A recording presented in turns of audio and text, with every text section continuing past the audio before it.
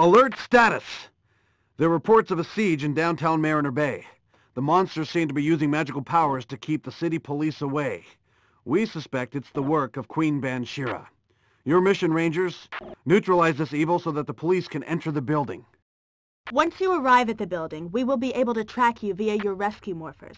Find a way in and rescue any hostages you find on the office floors.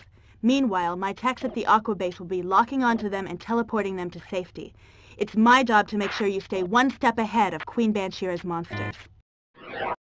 So now that we're halfway through Time Force, I think it's a good time for an intermission. This is Time Force's prequel, Lightspeed Rescue, also on the PS1.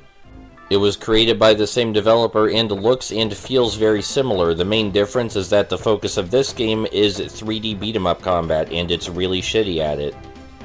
But our goal here is not to fight the monsters, it's to rescue the hostages. So even though we're supposed to fight the monsters, we don't have to, and can in fact easily hop right past them.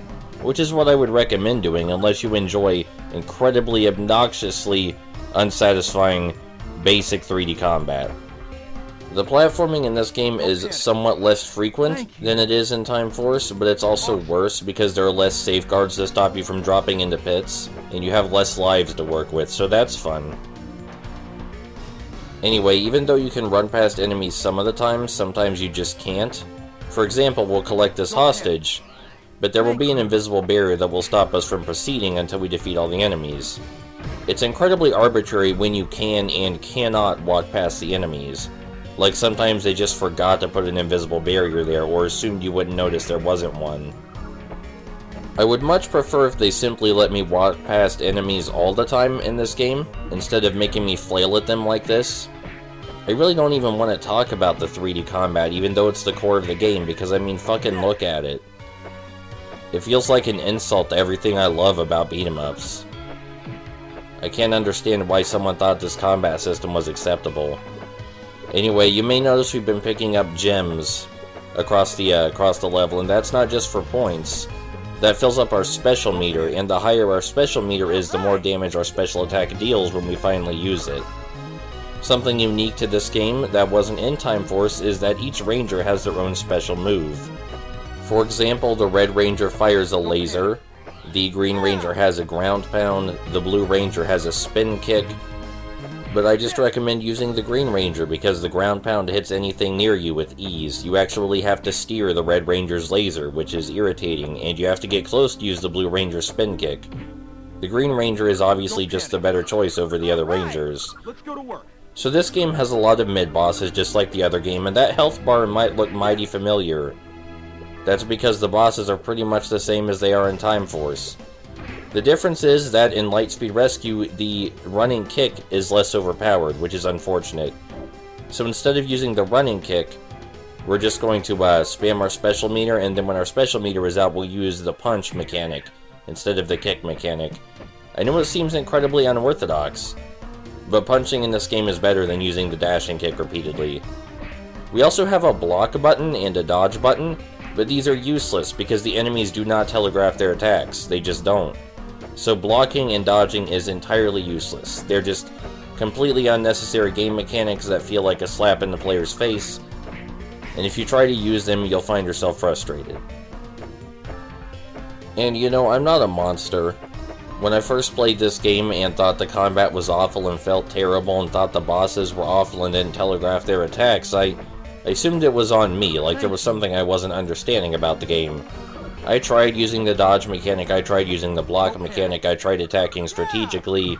It doesn't matter. It just doesn't matter.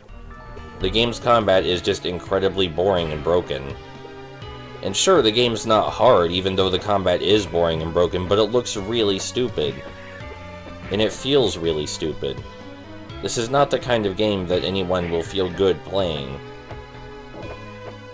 I don't actually feel like I'm punching anyone when I punch people in this game. This enemy doesn't feel like it's really there, it feels like I'm just flailing at empty air. Oh, and to put the icing on the cake, boss enemies aside, there's only one enemy type in this game. This enemy type we're hitting in this level, it's the only enemy type in the entire game. Fucking great, right? And the entire game is like this. It's 7 levels of this shit. Exactly what you saw just now, over and over, for 7 levels. And no, the incredibly exciting fake anime music is not enough to make up for it, but this fake anime music is pretty good.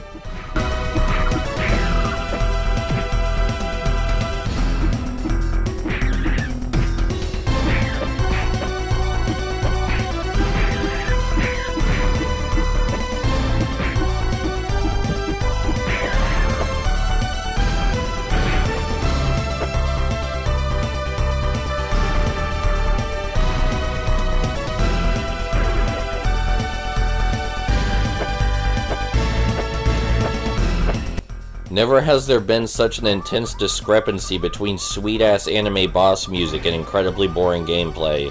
Like, Jesus. Maybe you could have made the composer tone it down a little bit so that way their music would match how boring the game is. That would be a lot more honest. But yeah, this game is awful. It's hard to believe it got released in this state. Don't play it. I believe Climax is a good developer with good intentions, but something went wrong here. And I don't know if it's their fault, or THQ's fault, or what went wrong, but this is bad. It feels like a bunch of game mechanics just haphazardly slapped together and everybody prayed that it would work. And it does technically work, but at what cost? This isn't what games are supposed to be like. No game is supposed to be like this. What have you done? Anyway, this is still better than Lightspeed Rescue on the 64, and this is the point where I want to say there is actually someone who has done expert run-throughs of this game as every ranger, believe it or not. Hold on, let me get their YouTube name for you.